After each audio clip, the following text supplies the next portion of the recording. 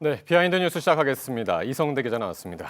네, 첫 번째 키워드부터 보겠습니다. 네, 첫 번째 키워드입니다. 슬픈 동해라고 잡아봤는데요. 네. 외교부가 지난 10년 넘게 단 한 번도 유엔 사무국에 동해를 동해로 표기해달라는 공식 요청을 하지 않은 걸로 드러났습니다. 예. 동해 표기를 포기한 게 아니냐는 논란이 일고 있습니다. 아하. 동해하고 일본해를 같이 표기한다는 것은 뭐 우리 정부의 그간의 그 공식 입장이잖아요. 근데 그 병기하려는 노력을 안 했다는 그런 건가요? 그렇습니다. 민주당의 김경협 의원이 밝힌 자료에 따르면 97년 이후부터 지금까지 총 4차례 요청을 해왔습니다. 네. 2005년 이후부터는 10년 넘게 특히 이명박 정부 이후로는 한 번도 요청을 한 적이 없다는 게 지금 드러나고 있는데요. 네. 특히 2011년과 14년 두 차례나 국회에서는 동해 병기 요청을 하는 결의안을 통과시켰음에도 정부는 계속 무대응으로 일관해왔다는 겁니다. 그중에서 이제 2011년의 경우는 미국하고 영국의 국제수로기구에 일본해를 표기해야 된다 이런 입장을 밝혀가지고 이제 우리 국회가 그때 결의안을 추진했던 것으로 기억합니다. 당시 상당히 국내에서 논란이 있었습니다. 네. 그래서 당시 집권 여당이었죠. 한나라당의 홍준표 대표도요.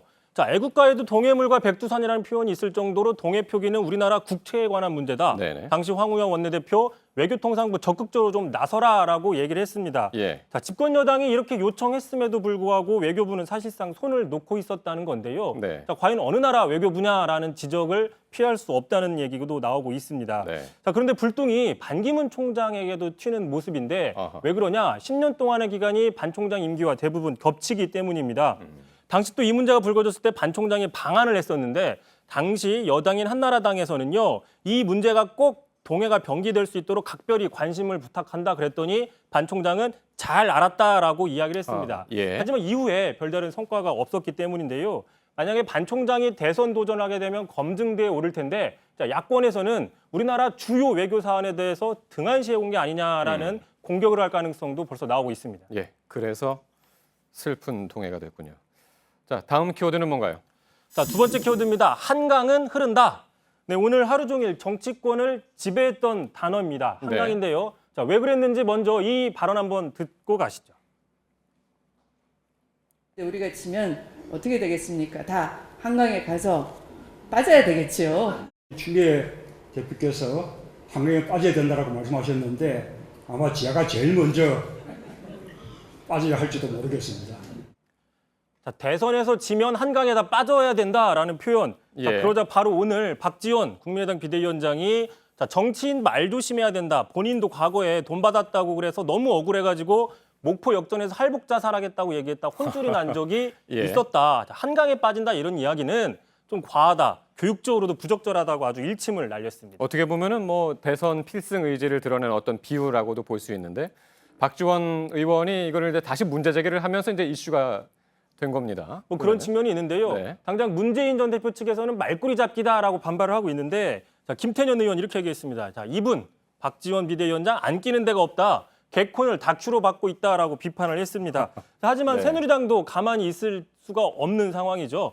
새누리당 정진석 원내대표도 한마디 했습니다. 자, 문재인 전 대표가 천주교 신자인데 천주교는 자살을 최애가 악으로 꼽고 있다. 자, 이런 말 함부로 하면 안 된다. 전 원유철 대표도 자, 두 전현직 야당 대표가 아주 오만하게 한강 타령하고 있다라고 비판을 하고 있습니다. 더민주하고 이제 국민의당 싸움에 새누리당까지 끼어든 그런 모습인데 대선이 가까울수록 뭐 이런 모습들은 좀 더 자주 나올 것 같습니다. 참고로 그 박지원 네. 국민의당 비대위원장이 한강이라는 표현을 그동안 자주 정치권에서 사용해 왔는데요. 네.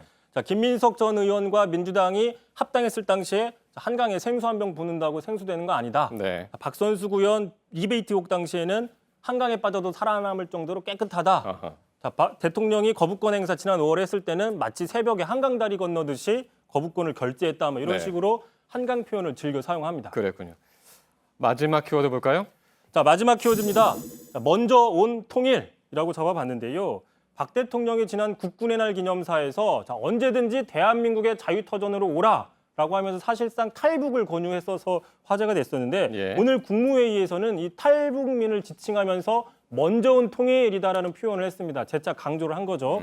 자, 특히 오늘 국무회의에서는요. 최근 일각에서 우리 정부가 북한 도발을 유도한다거나 선전포고를 한다 이런 식의 운운을 하고 있는데 예. 전혀 사실 왜곡이다라고 발언을 했습니다. 예. 이 때문에 사실상 박지원 비대위원장을 겨냥한 게 아니냐는 해석이 나오고 있습니다.